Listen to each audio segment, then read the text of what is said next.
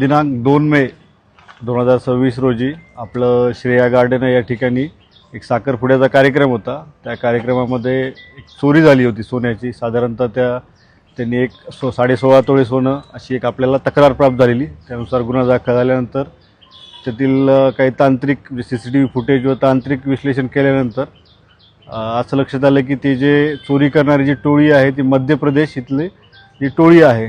तर आपली जी पथक आहे, आमचे प्रभारी अधिकारी गायकवाड साहेब, त्यांची जी टीम आहे, एक PI सकपाळे साहेब, त्यानंतर विशाल दळवी, सूरज कदम व बोरगे हे जी टीम त्या ठिकाणी तात्काळ त्यांनी मध्य प्रदेशला जाऊन त्या ठिकाणी तिथे गेल्यानंतर असं निदर्शनास आलं की ते 4-5 जे गाव आहेत त्या ठिकाणी अशा पद्धतीनं चोऱ्या करणं व जे काही पोलीस पथक येतात त्या पोलीस पथकांना ही जी काही रिकव्हरी करणे त्यापासून अडथळा निर्माण करणं अशा बऱ्याच घटना त्या ठिकाणी घडलेल्या आहेत।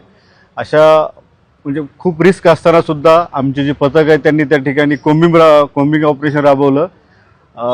त्या कोम्बिंग दरम्यान त्यांनी जे काही आरोपी त्यांच्यासोबत जे काम करणारे ज्यांची टोळी आहे, टोळी सदस्याला त्यांनी त्या ठिकाणी ताब्यात घेऊन ही जी साधारणतः आपण जे पूर्ण म्हणजे गुन्ह्यामध्ये जे गेलेलं जे काही पूर्ण सोन्याची रिकव्हरी केलेली आहे आणि त्यासोबतच त्याच्यामध्ये 25,000 रुपयाची त्याच्यामध्ये आपण कॅश रिकव्हर केलेलं आहे।